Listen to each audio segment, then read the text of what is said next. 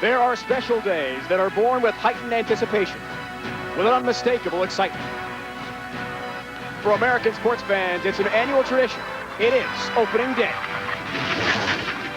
It's the one day of the year when hopes are highest, when every athlete and fan clearly sees victories ahead, unclouded by any past defeat. Opening day is alive with possibilities. Everyone is undefeated. Any dream can come true today. It's opening day on the PBA Tour. Every player starts the year believing he can be a champion. For the winners, reality will confirm their dreams. The losers are left to wonder when their time will come. Last year's champions look to continue where they left off, but their challengers see opening day as the chance to start a new era. Today, it's a new beginning. Anything is possible. It's opening day for the PBA Tour here on ESPN.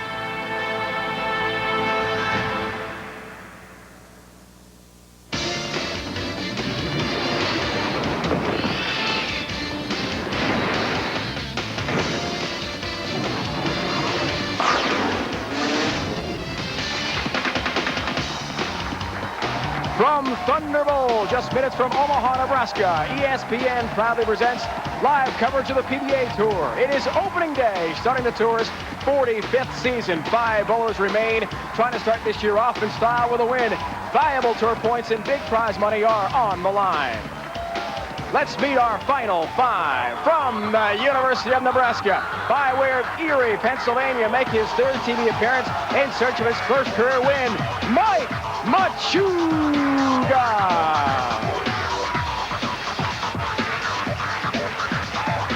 His only career win came on opening day 1999. He finished 34th in the PBA World Rankings last season. From Titusville, Florida, Jason Hurd. From Wichita, Kansas, he broke out last season with his first 2 career wins and finished 10th in points, Lonnie Waliczek.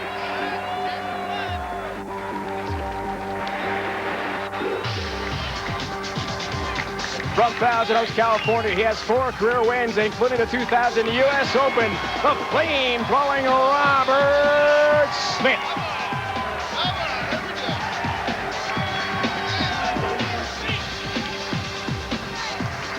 The reigning PBA Rookie of the Year. Today he makes his first television appearance from Lockport, New York, near Buffalo. It's Brad Angelo.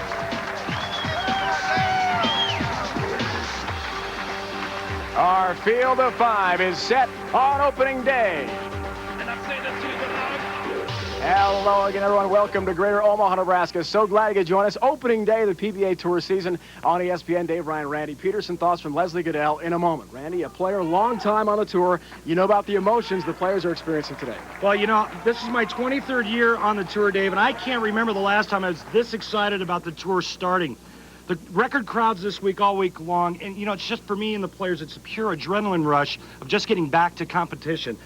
This truly is opening day. Chance for some history today, Randy. 2 players as we look at the brackets going for their first ever title. In the wild card match features hard-throwing Jason Hurd, will take on the Cornhusker alum Mike Machuga. He was the top qualifier among the round of 8 losers. Brad Angelo, in search of his first win, awaits the winner. A great matchup in the other semifinal, flamethrower Robert Smith will take on Lonnie Waliczek, who won on the tour twice last year. Let's go laneside. Leslie Goodell is joined by Mike Machuga. Well, you know what, Dave? Nobody was more excited about coming to this venue than Mike Machuga. This is Cornhusker country, and as Randy just mentioned, Mike played both collegiately at Nebraska. You've got several friends here. How do you use home field to your advantage? I've been fired up for this tournament for 4 months, ever since I found out we were coming here. I just can't wait to put on a show for my buddies. He just took a deep breath, high-fived all his friends, and he's ready to go. Dave? Intense was Mike Machuga when he learned that Greater Omaha, Nebraska would be the setting where he bowled collegiately and was an All-American for the Cornhuskers. And, of course, he's got the Nebraska colors today. And it doesn't take a lot to fire up Mike. You know, you put him in a situation like this, and it's all over. Real high-intensity guy. When he gets it going, he's a lot of fun to watch. opening day is underway. The 2003-2004 PBA season here on ESPN. And a perfect shot from Machuga to get things going.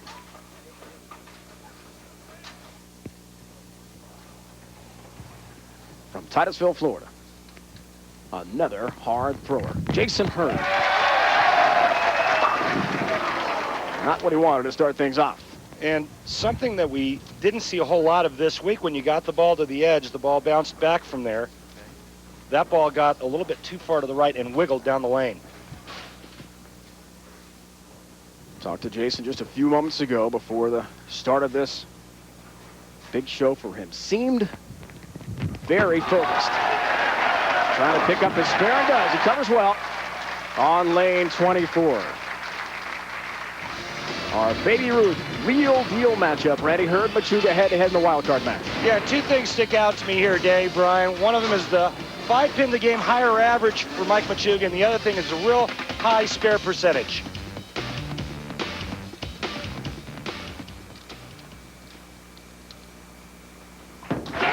On line 23. Crossing over, comes in high, and he leaves the 10-pin. Well, the first one got to the edge and didn't hook, so watch what's going to happen here. This one's not even going to get close. That one was just left a third arrow, and this week there was no help in the center part of the lane. If you missed left, the ball went left. The spare ball picks it up. And a second consecutive mark for Jason Hurd. Back to Machuga. Strike here puts him up 11 pins early. Exactly the kind of start Mike would want. They call him Chugs, third year on tour.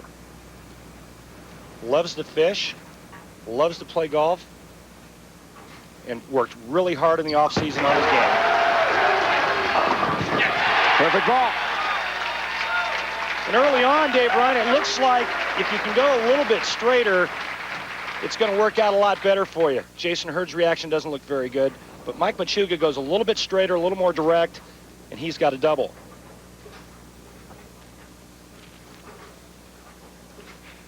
New rule this year on the PBA Tour. Highest qualifier who lost in the round of 8. We knew, because he was second to Brian Boss in qualifying after the 18 qualifying games, that he in fact would be the wild card when the final 8 was determined. He had the highest qualifying scores, and he's had a great start here with 3 straight strikes. Yeah, and David puts more emphasis on qualifying, and it rewards consistency. Last year, if you were the #1 seed, it really didn't mean anything. This year, it could be a trip to the wild card match, and that's how Mike Machuga got here. A lot of revs from Jason Hurd, and he caught the pocket nicely. First strike of the day for him. Lives on the Space Coast of Florida. Not far from Orlando on the Atlantic coast, not far from you. You know, some days I kind of feel like I'm from the Space Coast. Spoke of Machuga being a fisherman. Same for Jason Hurd. Really into it, as are you. Deep sea variety. Strike here, and he's down 11, and he can't manage it. You know, the one thing that I remember from last season about Jason Hurd, watching him on television, is it just never looked like he had a very good ball reaction on TV day. And it looks like that's kind of happening now. Finally got 2 balls to the pocket. That one was just a little bit high, leaving the 4-pin. Single pin conversion numbers for Hurd. 4-pin, had to hurry and does.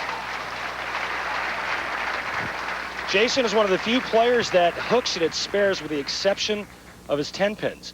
He feels more comfortable throwing the big hook, and you know what? He's pretty successful at it.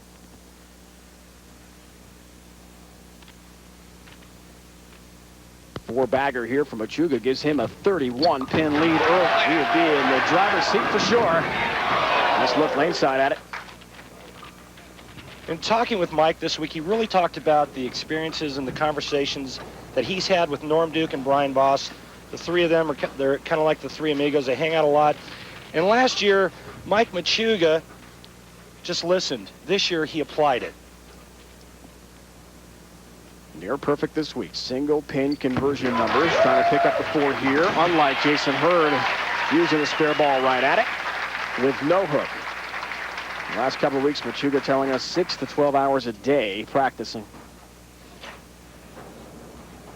Working very hard for this very moment. And what a great opportunity for the 5 bowlers here to earn the exemption already for next year. An incredible start for the winner today. Yeah, and don't kid yourself. It's been on every player's mind. Some will tell you, well, it's in the back of my mind. Some players tell you that, yeah, I thought about it all week long, a month before we came out on tour, right when we heard about it. But I guarantee you, everybody's thinking about it. Strike streak over, but he finds the pocket again. Mike's 5th frame, 4 to 5 strike training. Excuse me, Dave. Mike Machuga is going at a 279 pace. He's got a 20-pin lead, and this is just a beautiful shot.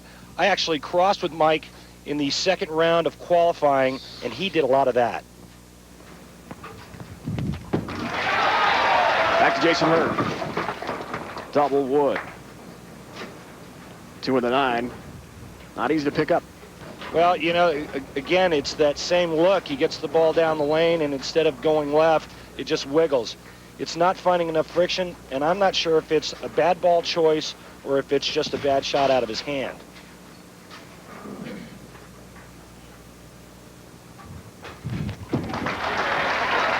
To the 8 made that, and he leaves it.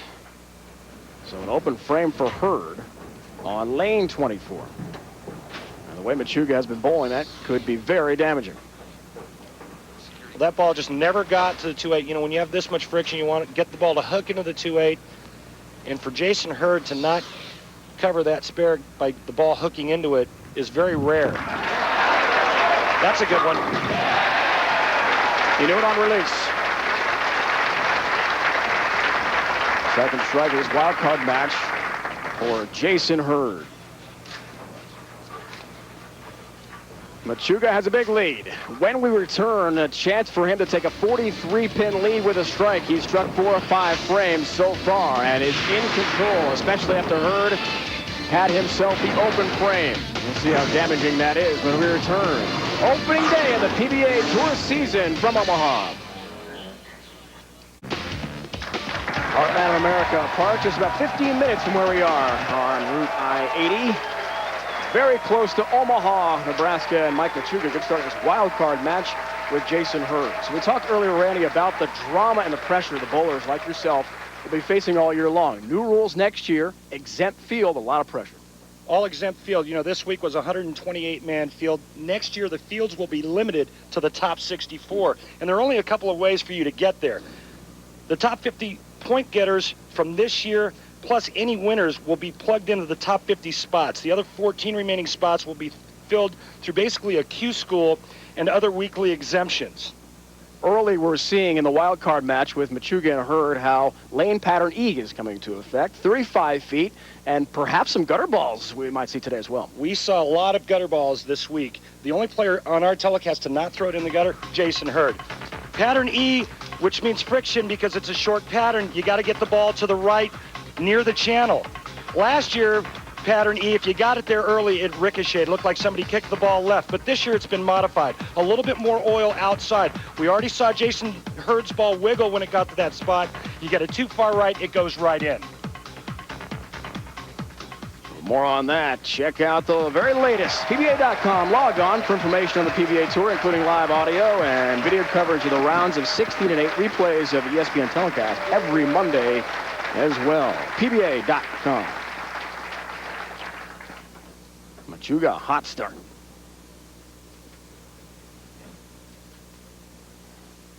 Reflecting a lot, he tells us, on prior TV experience.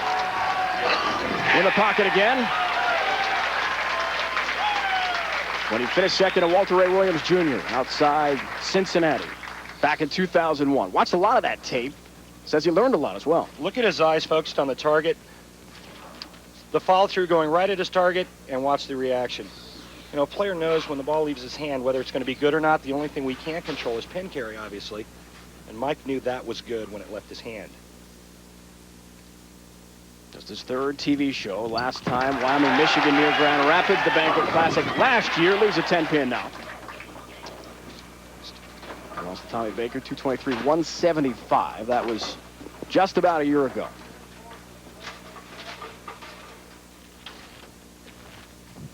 Could have taken a 53-pin lead with a strike there. Now a 42-pin advantage, trying to pick up the 10 for a mark. And with the spare here, he'll be going at a 228 pace. Right now, Jason Hurd, 186. But Jason Hurd has a strike up in the 6th frame. And with 2 strikes in the 7th and the 8th, he can start putting some pressure on Mike Machuga.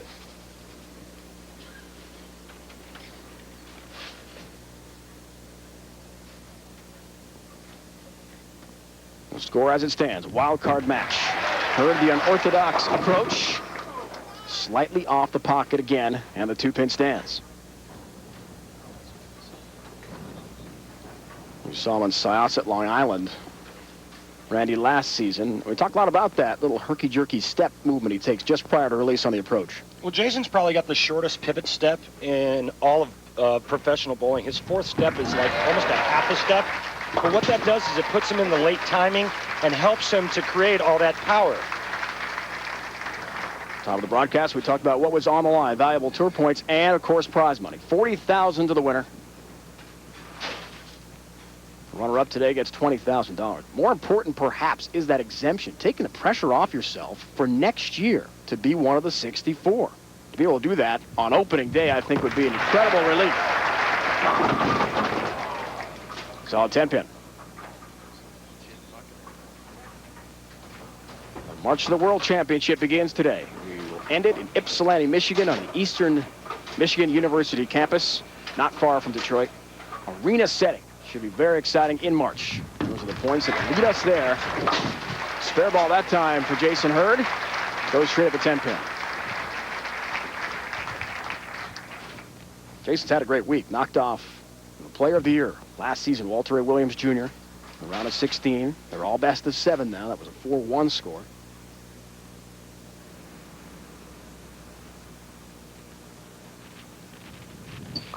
Big lead, Mike Machuga. Stretches it. Catches the Wally, the light break, to maintain his lead on Jason Hurd. This ball is going to get into what we call the swish zone, or half pocket, light hit. This is why you put power and revolutions on a bowling ball. You see, Mike Machuga is getting the ball back from that spot. Jason Hurd is not. And you would think, if anything, it would be absolutely the opposite.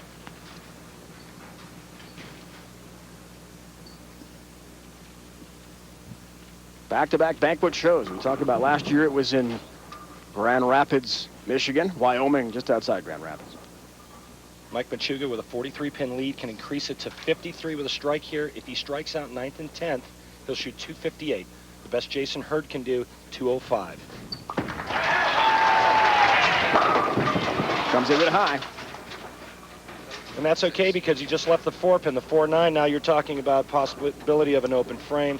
The 4-pin, relatively easy spare for Mike Machuga. All he needs to do now is fill frames with marks, and he will advance.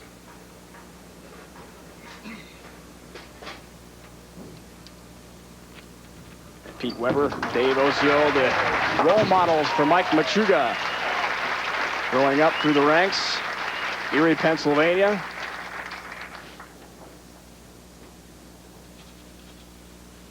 He is well-traveled. As we mentioned, spending some time here at Nebraska as well as a student. And a great bowler. Back to Hurd, who does find the pocket, but is it too late? Well, it is too late unless Mike Machuga fouls or double gutters in the 10th frame, and that's not going to happen. But I think the one thing that Jason Hurd's going to take from this week is, number one, great start to that all-exempt, or getting those points for that all-exempt field for next year. But number two, Jason is now a free agent, and this is his first tournament with brand new equipment. 7th career TV appearance. His TV record will drop to 2-7. Semifinal number 1, a great matchup for you here on opening day. Robert Smith, the flamethrower. Talk about rev rate with him. And Lonnie Waliczek, a 2-time winner on tour last year. His first ever titles came last season. Robert Smith telling us he wants to bounce back after, for him, a very disappointing season last year. This match is officially over. Mike Machuga will advance. For Jason Hurd, it's a nice week. Look at that cow spare ball. That is so cool. Great week for Jason Hurd. With wins over Mike Devaney, Walter Ray Williams Jr., Brian Smith in match play in those best-of-7 matchups. So Machuga will take on Angelo in the next round in the semifinals. Brad, the Rookie of the Year last year. TV debut for him, and like Machuga, going for that first ever championship. And now, an exemption as well on the line.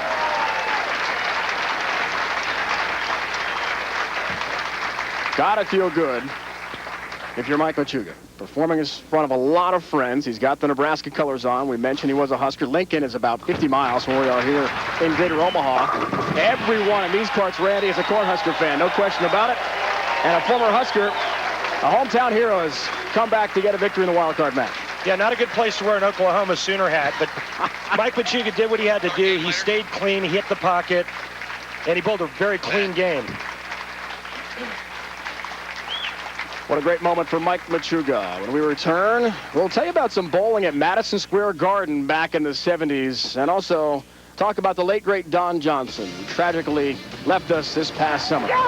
Lonnie Waliczek had a great season a year ago with his first 2 victories. He's in one semi, head-to-head with a flamethrower, Robert Smith. It's coming your way next.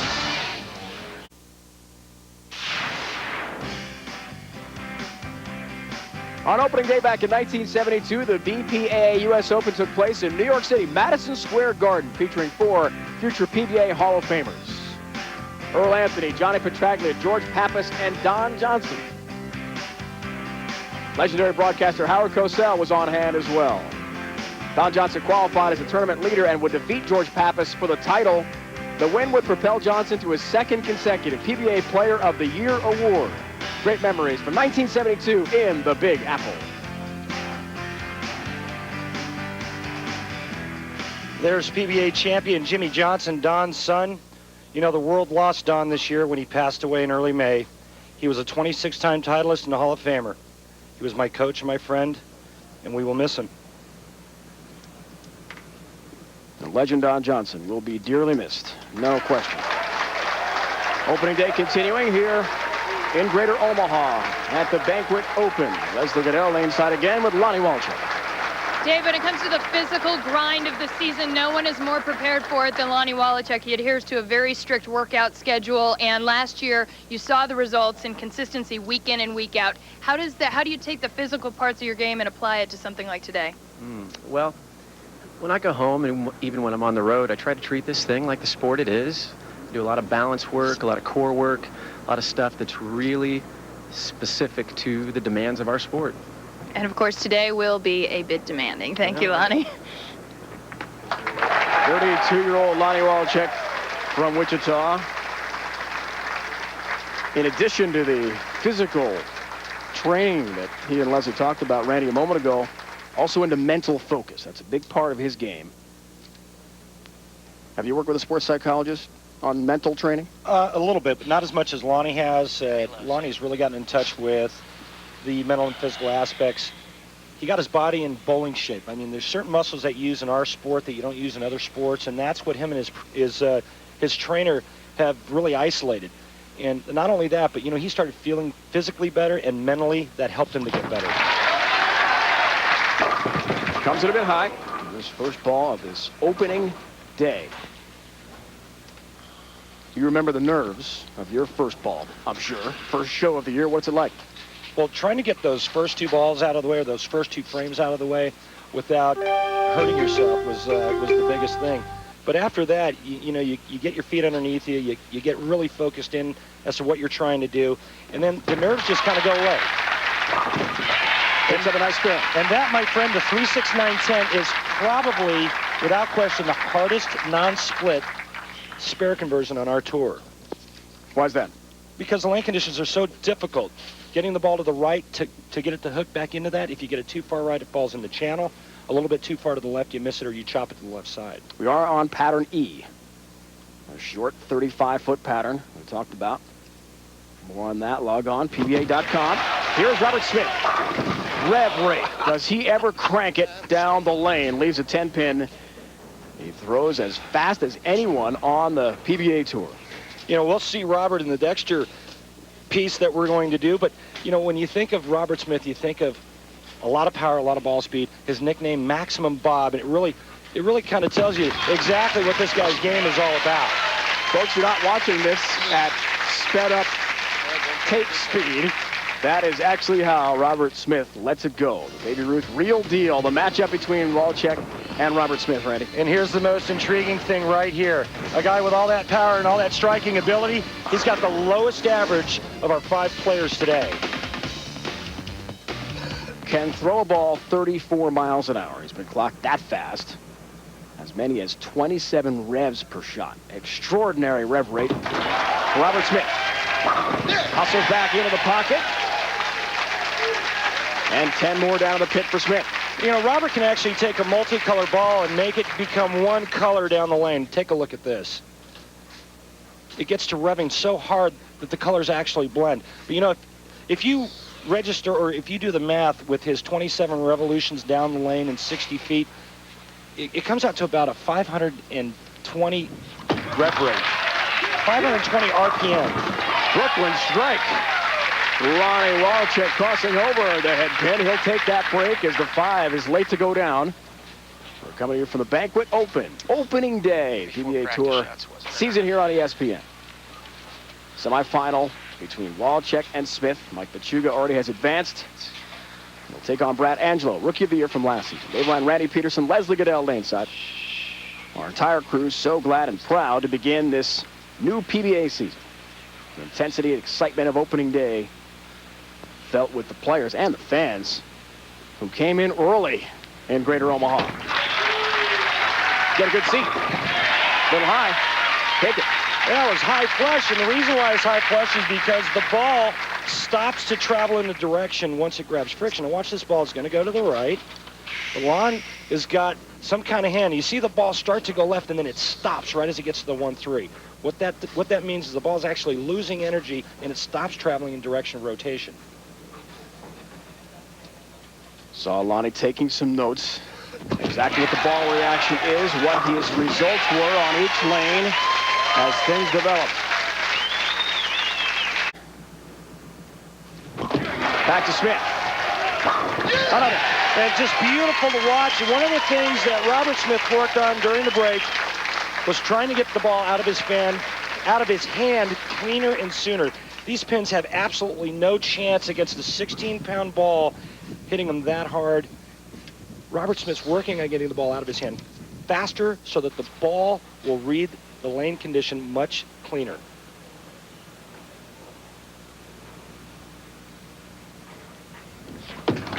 Back to Lonnie Waliczek on lane 24. This match is all tied, Dave Ryan. You can see that Lonnie Waliczek and Robert Smith are able to get the ball back from the same spot that Jason Hurd had trouble getting it back from. Great summer for Lonnie and his wife, Amy. In addition to their daughter, another son was born over the summer. So a new baby in the family. The same goes for the Angelo family. A lot of babies to talk about in this show in our final 5. Everybody's having babies. Waliczek looking for a late trip. Will not get it on the form. You know, you watch Lonnie's ball, it's a little bit closer to the edge than Robert Smith's is. And Lonnie told me that he threw 10 gutter balls this week. Something to watch for as the match progresses. The spare here, he'll be trailing by 1 pin.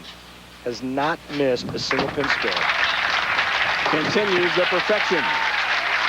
Uses that Cambridge spare ball that's made out of plastic that will not hit. Now it's back to the powerful Robert Smith. Chance for an 11-pin lead with a strike. This would be a 4-bagger. You see the concentration on the face of Waliczek. That goes back to the mental focus we talked about. He's a real visual kind of guy. You know, he has to see the picture, and if he can see the picture, then he can get his body to perform the action. Smith brings it in again to the pocket with such incredible pace. And you know this is really sick to watch. This ball, with all that power and all the accuracy that Robert Smith, I think his game looks better than ever, and just pures this one off his hand. And it's just like a vortex sucking the pins back into the pit. Randy, we talked about the high speed of Robert Smith, 34 miles an hour, 27 revs per shot. The average on tour, 18 miles an hour. To put the numbers in perspective, 16 revs per shot. So he has got it cranking. Well, he's all the way at the other end of the spectrum, there's no doubt. High flush strike. Smith will gladly take it in the emotions of opening day. Coming to the forefront here in Greater Omaha at the Banquet Open, beginning our PBA Tour season on ESPN. When we come back, the conclusion of this exciting semifinal match. Who advances to the final? Smith or Waliczek? We'll find out.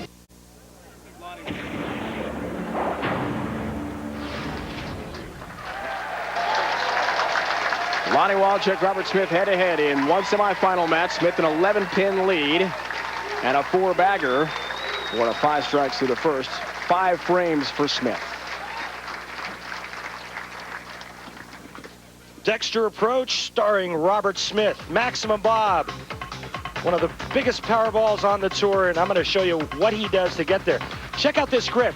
The ring finger is actually a conventional grip, unlike the middle finger. He did that to cut down on his rev rate. Yeah, that's right, reduced power. This is where he gets it. The bent elbow and the cupped wrist. That combination is going to equal a bunch of revolutions. He just uncoils at the bottom of the swing right there.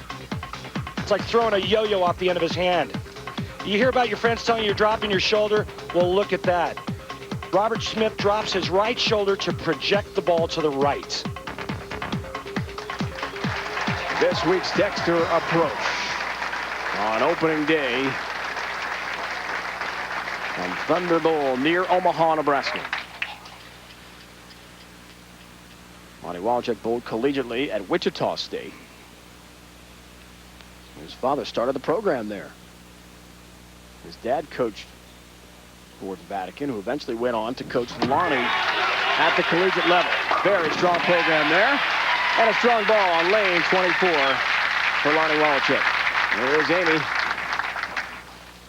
This year, the family traveling in the motorhome, I understand. They've got a motorhome that they were loaned by Cambridge Credit, which Lonnie's on their team, and they get to have this beautiful, you got to see this, it's a beautiful motorhome. I saw it outside 7 weeks, morning, yeah. And he's got the whole family. He said he loves it. You know, Lonnie said it's really good for me because I'm usually running late, and all I have to do now is walk to the bowling center. Had some help from our Tim Chris, who works with us on our ESPN broadcast in the production truck in terms of getting acclimated. There's a nice ball on lane 23 to the motorhome life. And just getting that relationship established for his kids with the other kids on tour travel. Yeah, and Lonnie said he's about as mechanically inclined as his bowling ball, but watch the work of this ball here. It's perfect in the 1-3. And he looks like he was a bit surprised, like maybe he got it in, but Lonnie's got that little rollout shot working, and that ball stopped perfectly in time to flush the 1-3 pocket. 7 frame, 21-pin lead now for Smith for the big strike. Robert Smith working on 6 in a row, can increase his lead to 21. 7-bagger, Robert Smith. Robert Smith, Dave Ryan, is puring every shot. He's posting the shot at the fouling. Watch the balance right here. He worked with Chris Schlimmer all summer, and watch this ball. Robert Smith doing what he does best, just throwing wood.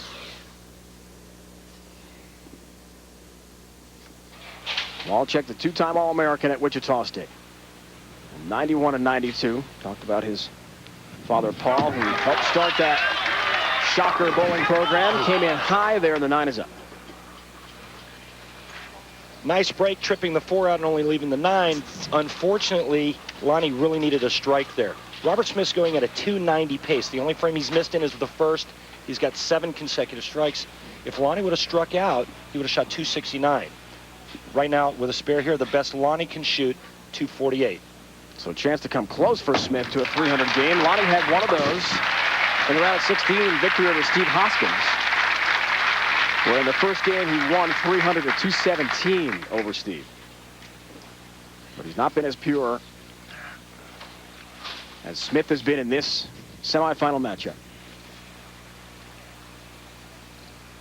Through 8 frames. Waliczek, a 248 max right now. And this is or I think is his good lane, he should strike here to set the foundation for the 10th frame.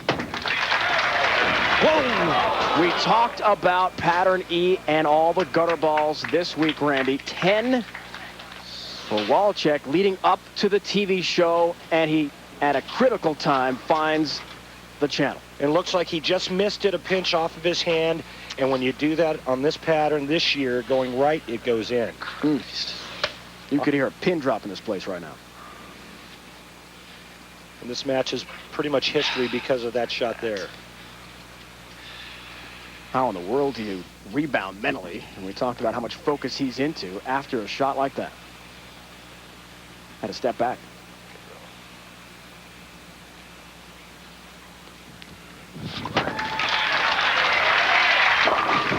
Came in high. And only 7 knockdown for Lonnie. Well, it's unfortunate timing for Lonnie Waliczek, who still had a chance in the match. This match is history. Robert Smith in the driving seat, in the driver's seat. 4 more strikes, he shoots 290.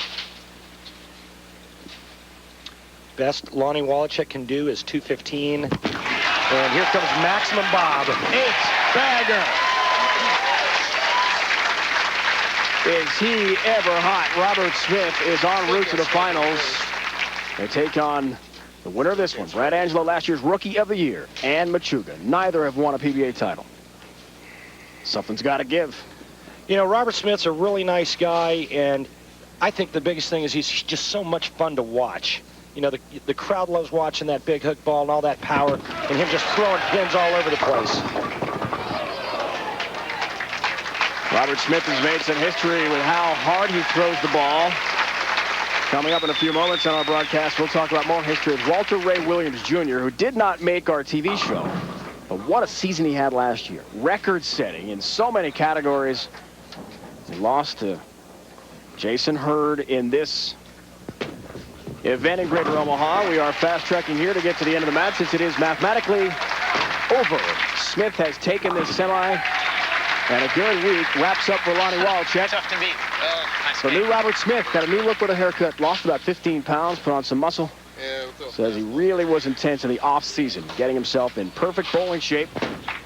This is the start he wanted. Whoa! How fast was that one, Dave? Incredible. How fast is that going? We got to get the gun on that. Another great week for Lonnie Waliczek, who just showed everybody that last year was no fluke in winning 2 times. Robert Smith, 269-202 winner in this semifinal. Either Angelo or Machuga to oppose Robert Smith. Lonnie Waliczek could not get it done. Some mistakes, and the gutter ball did him in. Smith near perfect in the semis. ConAgra campus. Very close to where we are here at Thunder Bowl near Omaha, Nebraska. What an unbelievable season for Walter Ray Williams Jr. last year. Player of the Year for good reason with 3 titles, and he set a record in terms of the winnings as well. Certainly deserving of this week's Miller Milestones.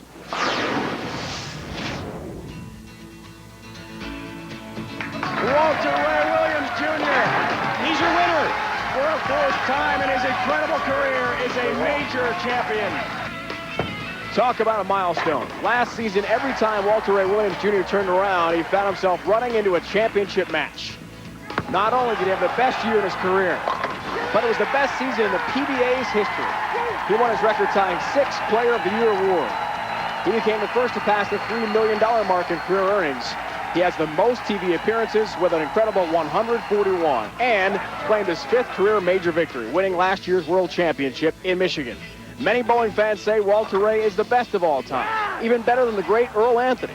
What does Walter Ray Williams Jr. think about that? I'm very flattered to be considered the greatest, but I don't think I am. Earl Anthony's record by far outdistanced mine. He only bowled 14 years on tour. This is my 21st year on tour.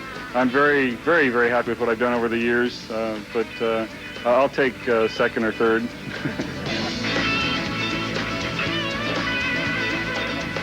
Miller milestones. And come on, Walter Ray, still an incredible career he's compiled. Yes, he has had more events, but look at the TV appearances. 141, six-time Player of the Year, and he's very close to equaling the great Earl Anthony's 41 career titles. Although Walter Ray says maybe it won't happen this year. Maybe a couple years it'll take him.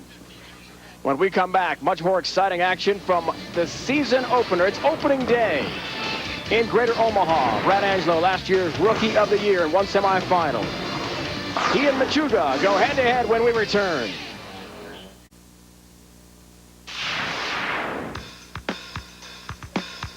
The PBA's opening day in 1986 was the AC Delco Classic, this time with broadcaster Al Michaels watching. Our own Randy Peterson found the winner's circle for the first time in his career. Qualifying fifth, he would defeat four players, including two Hall of Famers, Walter A. Williams Jr. and Wayne Webb, en route to the title. In the final match, Randy beat Dennis Jakes for the first of his impressive 13 career PBA titles. Our very own Randy Peterson, way back when in 1986. Please tell us we're not going to see the haircut on the mustache ever again. It's amazing what a razor and some braces will do for a man, you know? An incredible debut, certainly, and the first ever victory for Randy. Also trying to do that is Brad Angelo, joined by Leslie Laneside. Well, it's just Brad's second year on the tour, but no shortage of experience. 14 years as an amateur, and you told us yesterday that you really drew on that experience for last year when you won Rookie of the Year. How do you draw on what you did this week for today? Well, last night certainly gained an awful lot of experience, going 7 games against a quality bowler like Brian Goebel, and the way that all happened, the lanes changed so fast, and you know, you got to stay on top of things, so that worked out. Nice to have your wife here now, too. She flew in this morning. There she is over there. Everybody give her a round of applause, please. Thank you. Dave? Michelle did make it, Leslie, and certainly Brad was glad to see she flew in from just outside Buffalo, Lockport, New York. Leaving behind both Dylan, who's 2.5, and Sierra, 5 months old. And we were talking to her just before the show. She's having that withdrawal from the kids. But happy to be here to support Brad going for a win. Machuga from Erie, Pennsylvania, not far from Buffalo, is going for his first career title as well, and a good start for him. And as comfortable and confident as Mike Machuga looks, my friend Brad Angelo looks fairly nervous. He's got a lot of sweat on the forehead. But you know what? Brad Angelo is the oldest competitor on the show today, and he's got a lot of experience. However, on the PBA Tour, his first telecast ever. Last year's top rookie finds the pocket nicely. We know he's nervous, but a great start. Wow. Real deal matchup, Randy. I'm sorry, Dave. The two things that stand out, number one, obviously average, and number two, a little bit higher spare conversion, which is one of the reasons why Brad Angelo is here. Now, when he needed to last night against Brian Goebel, he threw the last 7 strikes to beat Brian in 7-game match to get here today. So he can bring it, he can throw the quality shots, and he is a quality player. He proved that last year. On line 23, he's going to be up high and look out. Not what he wanted. Got by Brian Goebel, 259, 237 in the final game last night. Round of 8. This ball drifts high, goes right through the face. And this spare here, you've got to get the ball to the right side over here of the 3-pin and drive it into the 4-7. The ball will take out the 6. Won't be easy. Oh! 4 stands. And again, not real easy, especially on this pattern. A little too far to the right, it goes in the channel. A little too far to the left, he does what he does. He does what he did here, and only getting the 7-pin. Got a little bit soft, looked like he got the ball in a pinch. But again, this type of lane condition, under these type of circumstances, this kind of pressure, I mean, the last thing you want to do is throw it in the gutter. 10-pin for Machuga.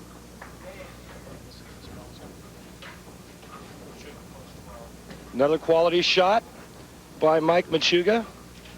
Leaves a ring in 10. Had a chance to meet with all the guys this morning, Randy, when they were waiting to go through our introduction rehearsal. Of all the bowlers, it seemed Mike Machuga was the loosest. most relaxed, at least at that point, about an hour before showtime. Well, I'm gonna beg to differ with you. I think it may be a toss-up with him and Robert Smith. Robert Smith looked awfully comfortable in that last match. It showed by the score he shot, but I'm not disagreeing with you. Mike Machuga looks awfully loose too. Talked about in his wild card match how hard he has worked to get back here. And as the wild card, extra match required to get to the title and exemption for next season. Gets a late trip, 4-pin goes down. Next week, the PBA Tour rolls on to KC for the PBA Greater Kansas City Classic, the Lunar Bowl near Kansas City. The action starts as always at 1 o'clock Eastern Time here on ESPN 10 on the West Coast. Don't miss the best bowlers in the world from Kansas City, the PBA and ESPN. For more, log on to ESPN.com. Great center. We were there last year, Randy, for an early event in our season. Lunar Bowl, out of this world. Beautiful place. Patrick Healy Jr. won his first title last year. Yes, he did. Machuga and Angelo will try to do the same thing. That is win their first ever championship. One will be through to the finals.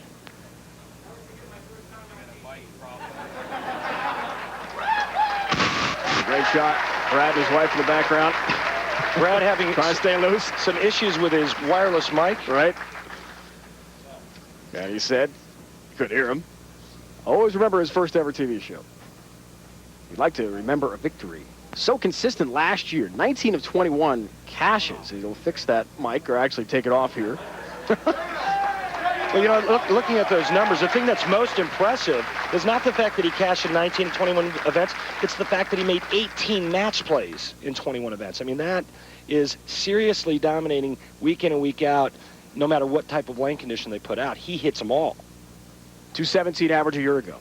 He was 13th ranked on the PBA Tour, and that got him with the 84% cashes, the Rookie of the Year, but didn't make a TV show along the way. Interesting. Looks high, through the nose, top split. The ball doesn't get far enough to the right, and again, we talked about it before. If you get the ball left on this pattern, it's not going to hold line. It's going to go right through the schnoz, just like it does there. Unfortunately for Brad, he pays the ultimate penalty, leaving the 6-7. He's only converted one split this week. But the split that he did convert, I saw it. He converted the 4-7-9 to win his semifinal match. He just made a ball change, Dave Ryan. He needs it. Back-to-back open frames. And a big lead for Machuga. 23 pins and counting over Angelo. Lane level look at it. And the ball change pays off. And a nice shot, too. You know, the worst position to be in on the PBA Tour is the first time you're on television, you have a lousy ball reaction, you've already got 2 open frames, you make a ball change because it's a guess. You're hoping and praying that this is the right move, and then trying to pull off a good shot, and Brad Angelo did just that. Machuga here with a double, could go up 33 pins. Would be 3 strikes in his first 4 frames in this match. He's got some late help. 10-pin goes down, another strike, Mike Machuga. Nice shot there. He kicks the 7-10 out late. And one of the things that is making Mike Machuga a great player is looking and post the shot at the foul line. He talked about it with me last night. It's the balance issue at the foul line. When he gets to the bottom of the swing, he can post the shot and make and repeat quality shots. A third in a row would give him a 43-pin lead. And a stronghold on this semifinal match with Angelo. Does that. More late help. Oh, little trip for 7-10. When it's coming off your hand clean, you're making good quality shots, you get breaks like that.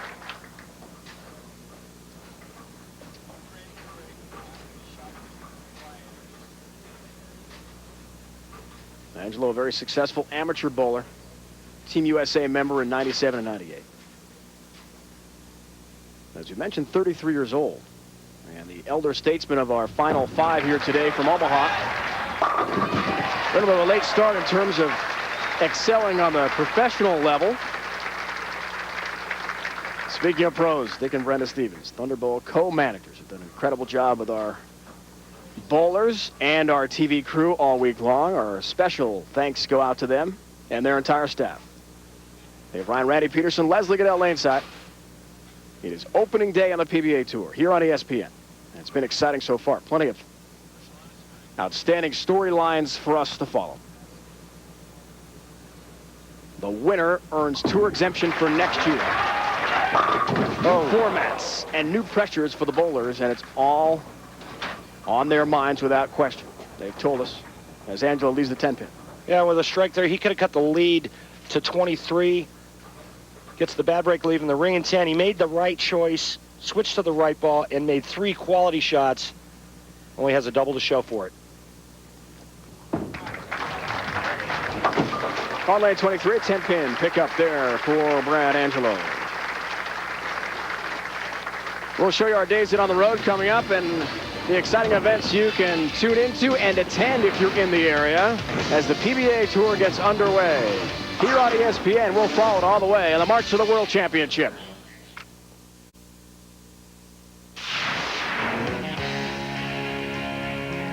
The 1987 BPAA U.S. Open in Tacoma on opening day was a special one for Del Ballard Jr. He would roll a near perfect 278 in the semifinal match, crushing Ron Bell by 91 pins. He would then take care of Pete Weber in the final match to collect a then PBA record $100,000 first place check. Another great moment in the history of the PBA on opening day. And that's where we are right here in Greater Omaha, Nebraska. Thunderbolt, a Banquet Open in the midst of the semifinal match here.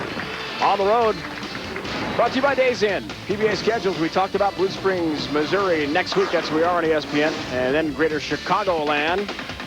Pepsi Open in Grand Rapids this year. Toledo, Ohio. Weren't there a year ago. We're looking forward to our trip to that area. And in Springfield, Pennsylvania as we return. That's the site of Randy's victory last year. More Days Inn on the road. Latham, New York, side of the Empire State Open. We're in Long Island and 2 events in Connecticut this year. Windsor Locks very close to the airport. A great area of Connecticut. And the Tournament of Champions in Uncasville, the TOC, the first major. All the bowlers, of course, trying to shoot for that.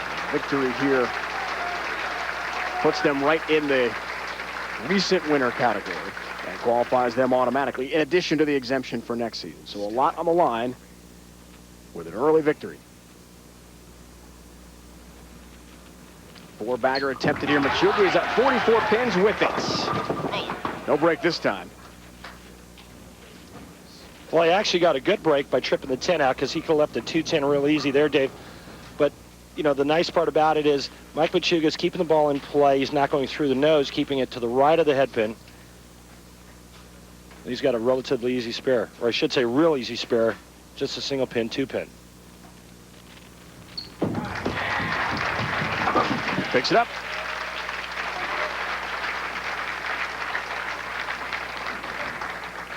Remember, Machuga is the wild card, where he lost to Lonnie Waliczek 4 games to 3 last night here at Thunderbolt near Omaha. But because he had the top qualifying record in the first 2 qualifying blocks, among the round of 8 losers, he was automatically in. But he knew he was in several days really before. I mean, Friday, right? Right. When him and Lonnie Waliczek bowled their match, they knew that both guys were in. The loser just had to bowl in the wild card bracket, and the winner would be seated in one of the semifinals. So that takes a lot of pressure off you going into that. Now, obviously, you would rather bowl 2 games for the title than 3. So try to avoid the wild card. But if you get in, you get in.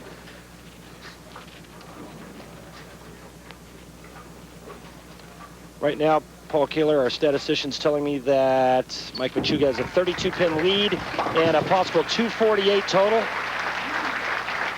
Back-to-back 2-pin pickups there. David Ellis from Banquet Foods, the senior marketing manager. Our wonderful title sponsor. Thanks to David, his entire staff. Met several of them before the show. Very excited to be involved in PBA again. And we're glad to have them. Brad Angelo going at a 186 pace. Needs to get something started right here. 7th grade.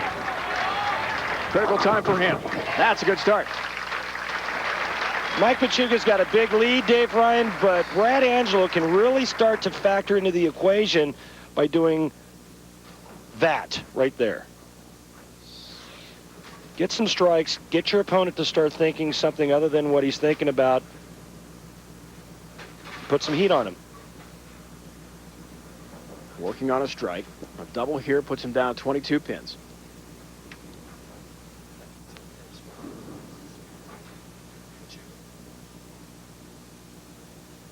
Concentration evident with Angelo. Wow, have a look at it. Perfect. Ball was just a pinch left, but it held line. They made a great shot here. You see the hand of Brad Angelo. His hand goes around the side of the ball, opens up at the top. Beautiful balance. Look at him posting the shot. He knows he still has a chance. All he needs to do is strike. If he strikes out, he shoots 226. Mike Machuga going at a 218 pace. After 3 in a row, back-to-back. Spares for Machuga, and another strike for him. 8 frames, critical considering the run Angelo's making. And in the 6th and 7th frame, Mike Machuga went light, 2-pin, 2-pin. It was the first 2 balls all day that were light from Mike Machuga. That shot was a light mixer. It struck, which tells me that the oil is now pushing down the lane. We are bowling on a wood surface. There's the switch zone. A little bit of carry down. The players are now adjusting to the change of lane conditions. Lanes recently, Randy, as we see the semifinal match breakdown through 8. The max score for Machuga, 248, Angelo at 226. Resurfaced recently, the lanes here, a couple months ago. Has that affected things today? Well, I think the surface here is beautiful. You know, wood lanes certainly more porous than synthetics, and it's a higher friction type of surface. But if you were going to bowl on a wood surface, you'd want to bowl on this one. It's just a beautiful job they did getting the lanes in shape. You know, these bowling balls are so strong and these players are so strong, these lanes take a beating, and wood more so than synthetic. Several bowlers we talked to like the all wood. One up for him, though. Angelo's got those back-to-back strikes in the 7th and 8th frames, trying to make a move. By no means is this over. And Brad Angelo can now see light. Now, I don't know if it's Mike Machuga getting overly pumped up and actually throwing it harder, or if the lanes are just breaking down to the point where he can't get his ball back. If the oil pushes down the lane, it's going to delay hook. Another 2-pin. First time we've seen that in the past 4 frames from Machuga, and he picks it up. 6th, 7th, and 9th frames. He left the 2-pin, each time earning the mark. Now a chance for 3 in a row for Angelo. Strike here is down 12. You know, when a player throws a shot and looks at the lane or looks at the floor, he can't figure out what's going on with the lanes. When he throws a shot and comes back and looks at his hand, he knows he made a bad shot.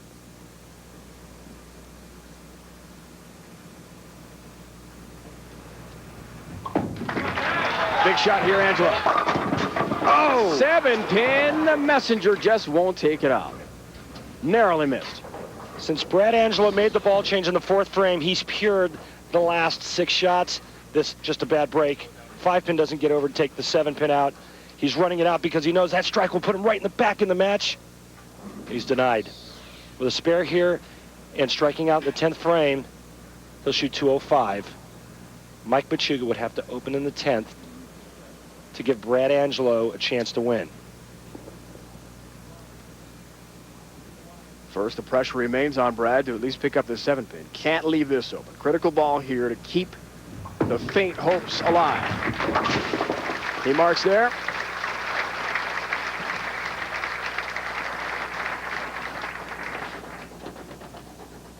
You get a rally going, you make the change, you do all the right things, you get a couple strikes in a row, you know you can put heat on your opponent, and then something like that happens, it feels like somebody just hits you right in the gut. Remember, this is his first ever TV show. You saw how much he was sweating, how nervous he was prior to the bright lights being on him. All the other matches were not in this arena-type setting. That ball through the nose and high leaves 3 pins. And the lights are brought in here. This is a setup for TV finals. So it's a much different atmosphere for a player like Angelo who's never experienced it before. Yeah, it sure is. You know what? And you could see that early on, but he really gathered himself and regrouped. That last shot just never got it far enough to the right. Leaves a 3-6-10. And again, you see why that spare conversion is so difficult in this match's history. Mike Machuga, who bowled at Nebraska. Lincoln, just about 50 miles from where we are here in Greater Omaha. Has a lot of friends and family here who saw him bowl in college. He is a Husker through and through. And so far, he has responded to the pressure of bowling as a hometown hero of sorts. Mike Machuga is going to be bowling for the title against Robert Smith. Robert Smith already in the Tournament of Champions. Mike Machuga needs a win to get into the Tournament of Champions, and he will knock out Kurt Pelon if he wins. Kurt Pelon is on the bubble. The last player on that victory list to be on the in list now. But a new winner, like Machuga, knocks Pelon out. Not the case with Smith, who won last year in Japan, but not on the American side of the tour. One step closer is Mike Machuga of Erie, Pennsylvania, the former Nebraska All-American. Wearing the Husker colors has come through the wild card in the semifinal match. Now head-to-head with a flamethrower. Robert Smith in the finals coming your way next. Welcome back, Dave and Randy. Your thoughts so far? A lot of pressure on the bowlers. Mike Machuga, the former Husker, has come through. Robert Smith, also a chance to become the winner here, the first exempt player for next season. Well, I don't think there's any surprise with Mike Machuga and Robert Smith being in the finals. But I think the thing to watch is, Robert Smith was completely locked in his match, and it looked like Mike Machuga started to lose it towards the end of his match. So it's going to be interesting to see who has the best reaction. How do we get here? It's a good question. Oh, yeah, Direct very good championship question. recap. Let's follow what has happened so far. In our wild card match, it was Mike Machuga taking care of Jason Hurd by the score of 227-192. Jason Hurd just not able to get in rhythm. And in semifinal number 1, it was Robert Smith defeating Lonnie Waliczek by the score of 269-202. Robert Smith just too overpowering. This ball just doing serious damage to the pins. And as you just saw in semifinal number 2, it was Mike Machuga defeating Brad Angelo by the score of 217-181. Brad Angelo looked like he used the wrong ball early, had trouble recovering. So which bowler will become the first exempt bowler for next season? Perhaps it's Robert Smith, who throws so hard.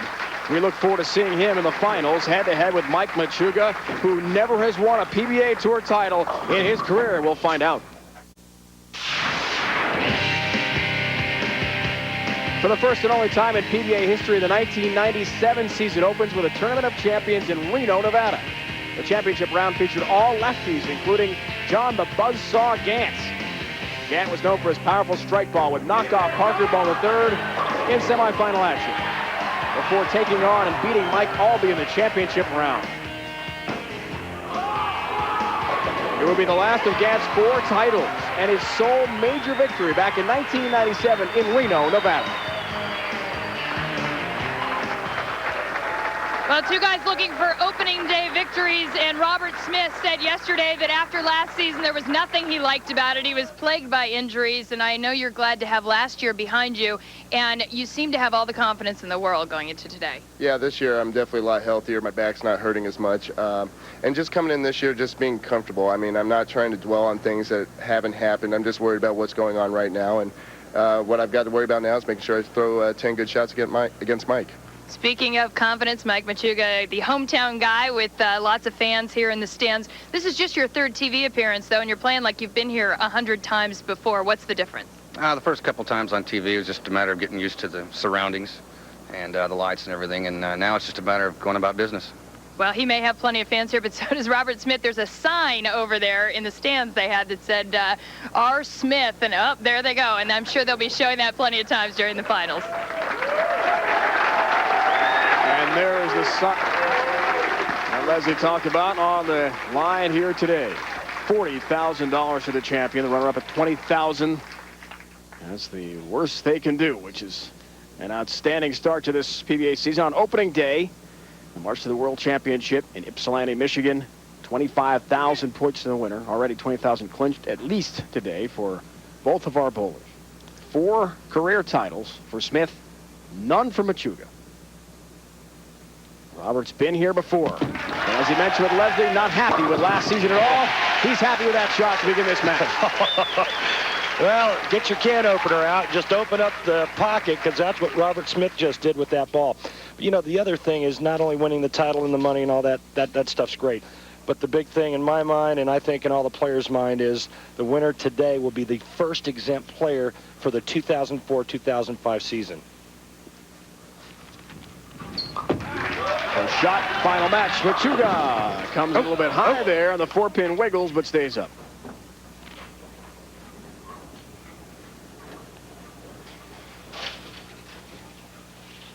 First time head-to-head for these two bowlers on TV. In fact, neither had faced any of the other competitors amongst the final 5 heading into this afternoon's action. Dangerous real deal matchup, Randy. Again, the average difference there. But, you know, I think Robert Smith really took care of that the last game. He looks like he's going to throw a bunch of strikes. The strike percentage was about the same. Mike Machuga had more spare conversions, which to me translates into when he did miss the pocket, he left something he could make. Robert Smith with all that power, you know what happens when he misses the pocket? It's a big, ugly design.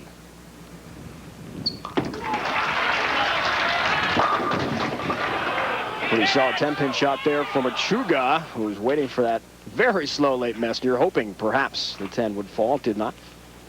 Two completely different lines that Mike Machuga and Robert Smith are using. Mike Machuga going much more direct.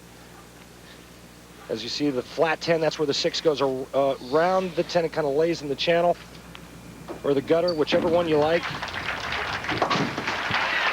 Robert Smith really using the big rainbow shot.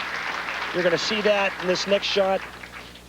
Really peeling on. He's got a much higher rev rate, much more power, so he has to circle the lane more unless he takes his hand out of it, reduces his rev rate, and throws it a lot harder. Then he can go straighter. Robert took home over $14,000, the Japan Cup, 5th place finish for him. Look out. Hurrying back, and does. What a great lane level look at it as it hustled back to the pocket. Yeah, and the lane level look had me believing this ball was going in the gutter. Look at this thing. Wow. Look at him post the shot. We talked about Mike Machuga posting the shot. Robert Smith has done nothing but post shots all day. Put a frame around that, bottle it, and just repeat it like he's doing right now. See his feet are pointing to the right. That gets his hips open so he can feed this bad boy to the edge. He's for 3 in a row and a 21-pin lead. Early, he's got it. The ball goes into the pocket, Randy, so fast it really is like we're watching it in fast motion. I'm telling you. Amazing. The ball speed, the revolutions, when it hits the pins, it's really fun to watch. When he gets it going, when he's throwing a lot of strikes, and he's very intimidating. You know, right now, Mike Machuga isn't intimidated by anybody. But, you know, it's hard not to be when you're watching that kind of stuff going on. So that actually goes through your head. As an opposing bowler. Interesting. Here's Machuga again, lane 24. Yikes. His first open in 2 games. It's a 2-8-10. He's looking at his hand, which tells me that he just didn't get out of the ball clean enough. He's trying to go around it more like Robert Smith. He's got to make sure that he gets all of it at the bottom. He did not. Comes in light, leaves a 2-8-10. Was that the intimidation? Perhaps being a little bit thrown off by the fact Smith's throwing the ball so well? Well, it looked to me like towards the end of the last game, he wasn't comfortable with the line he was playing. And so now he's trying to do what Robert Smith is doing, move in and go around it, which he's capable of doing. However, not near as successfully as Robert Smith. Robert Smith, that's his A game. Picks up the 2-8 double win, but leaves the 10. Trying to become another wild card champion. Chris Barnes in Dallas. The last time in what is his adopted hometown, as Chris Barnes won there last year. Robert Smith has done it. Latham, New York, near Albany, the state's capital, in 2002.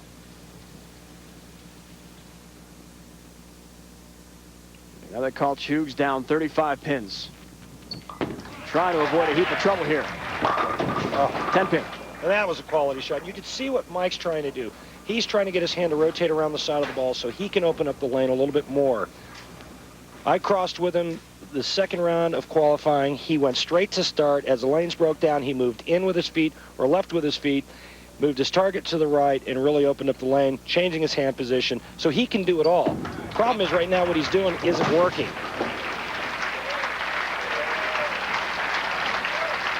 10-pin for Mike Machuga, trying to hold on against Robert Smith, who already has 3 in a row to begin this final match.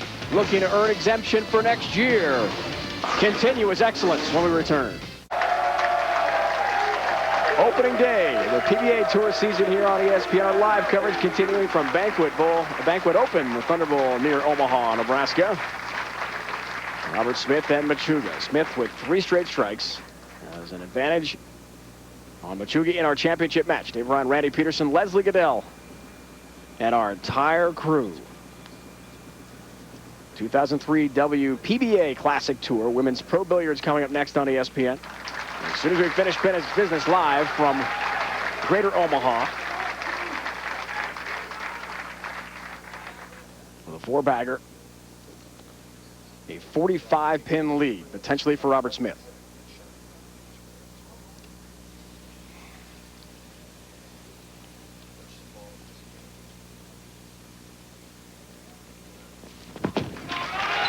On lane 24, the rev rate, the speed, the power. And most importantly for Smith, the accuracy. Once again in the pocket. We return to the Bowl next week outside Kansas City and Blue Springs, Missouri, the Greater Kansas City Classic. Here on ESPN as a PBA Tour continues. Our live coverage 1 o'clock Eastern time, 10 on the West Coast. For more, log on to ESPN.com. Patrick Healy Jr. trying to defend his title. Greater KC Classic. Live coverage of the PBA Tour next weekend.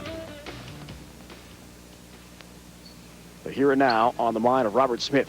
Trying, what a time. Oh, another great ball. Robert Smith is making these lanes look stupid easy. And it's not because they are, it's because of his talent. He's just going to post just another one of many shots. The ball gets out to about the 3rd board. See you later. At this level, when you get to feeling really good about your swing, it really helps you mentally, and it makes you believe in yourself. It makes you believe that you can't be beat by anyone. Sugar comes in high again, little through the nose ball, leaves 3. And a 5-bagger to begin this final match for Smith may be insurmountable with a hot start. And we said it at the top of the championship recap. It looked like Mike Machuga was losing his ball reaction, and in fact he has. He doesn't have a strike through 5 frames, Dave Ryan, and right now he's lost. He's fishing. Open frame in the 3rd, really hurting his chances. Picks up the 3 pins there for a mark. And this is 5th frame. But without question, flamethrower Robert Smith is in the driver's seat. Right now, Robert Smith has a possible 300. He's perfect through 5. Mike Machuga is shooting 182. If that was me sitting in Robert Smith's seat, I would be thinking about full exemption, another title, how loose my swing's going to be for the rest of the year. Unless Mike Machuga can start doing more of that. Flush in the pocket from Machuga, the best ball he's had without question in this championship round with Smith. Women's Pro Billiards coming your way next here on ESPN. As soon as we finish up our live coverage. Opening day from Greater Omaha.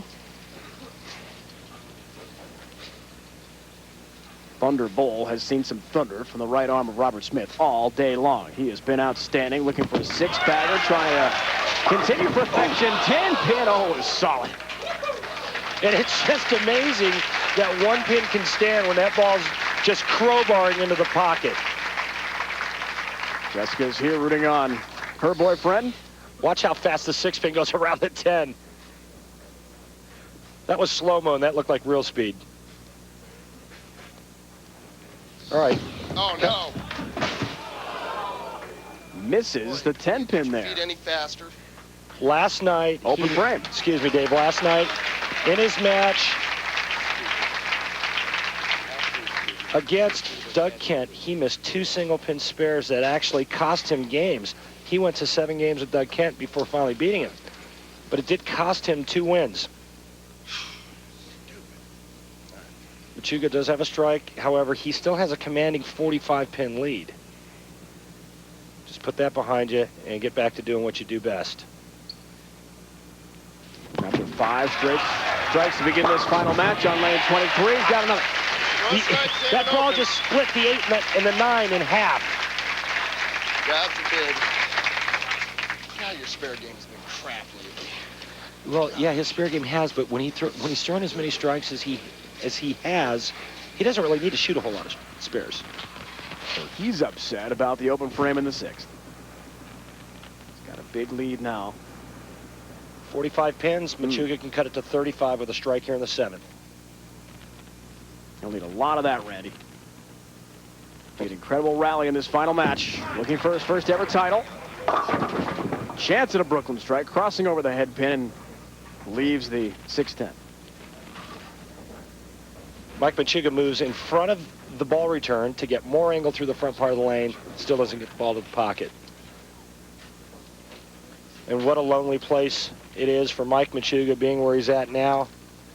No ball reaction, going up against Robert Smith and all that power. It's kind of scary.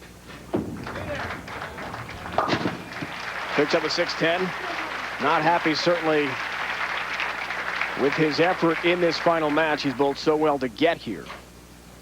He had a big party plan with friends at Nebraska and Lincoln on the campus if he had won this match today and won the title.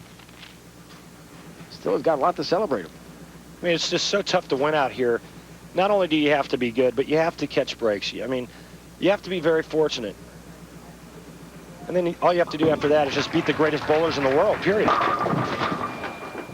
Solid 10-pin, not a bad ball.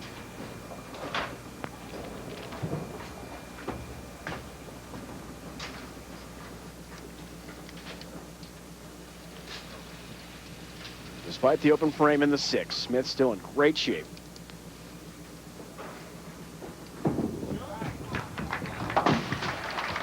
Ten-pin for Machuga. Well, this next frame shouldn't take very long with Robert Smith's ball going down the lane at about 22 miles an hour and all the strikes he's throwing. It's like he's in fast motion, everybody else is in slow motion. At least today.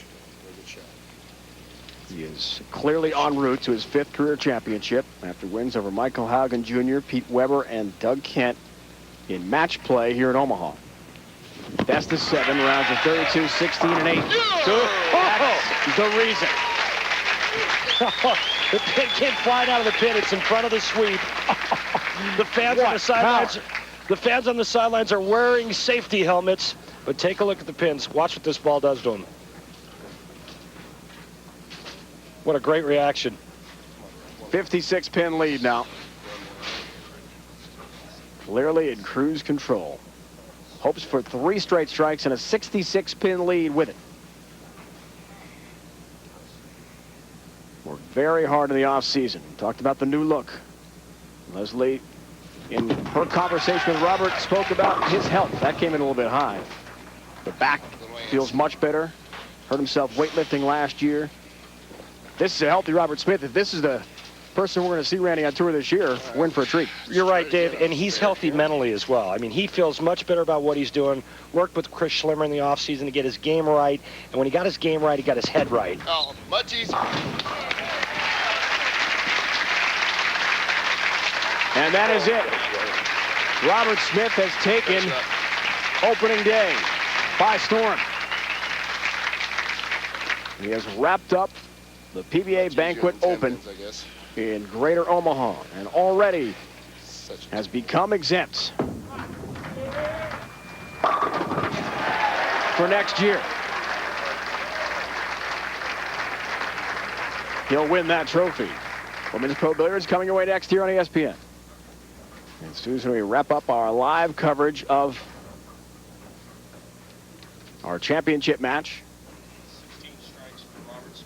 Thunder Bowl just outside Omaha, Nebraska.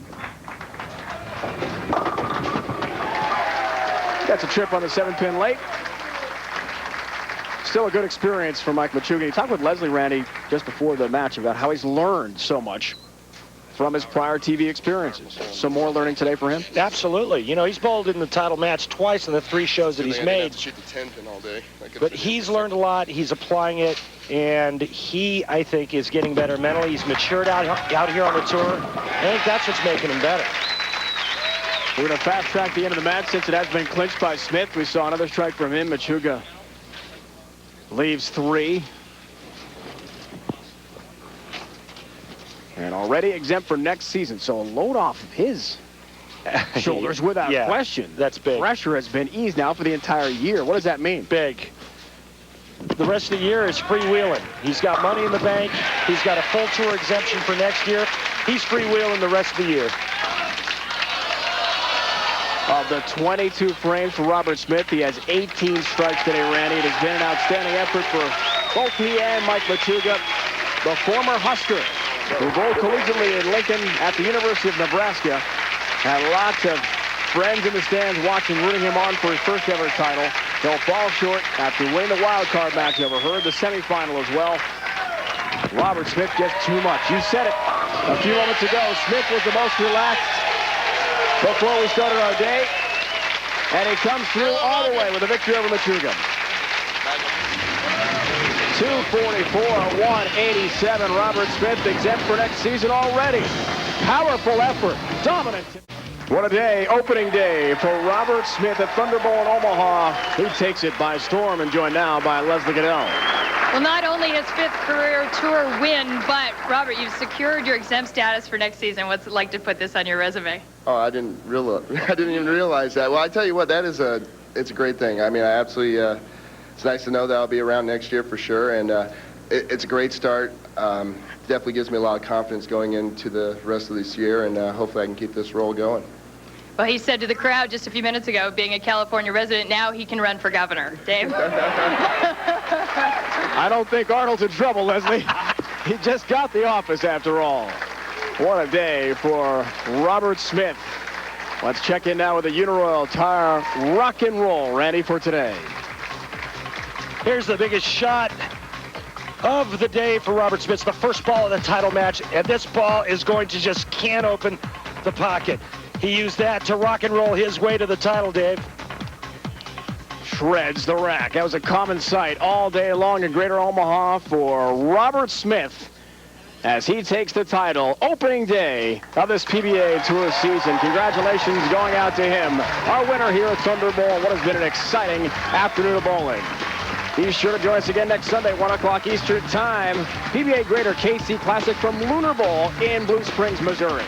This has been a presentation of ESPN, the worldwide leader in sports. For more, log on to ESPN.com.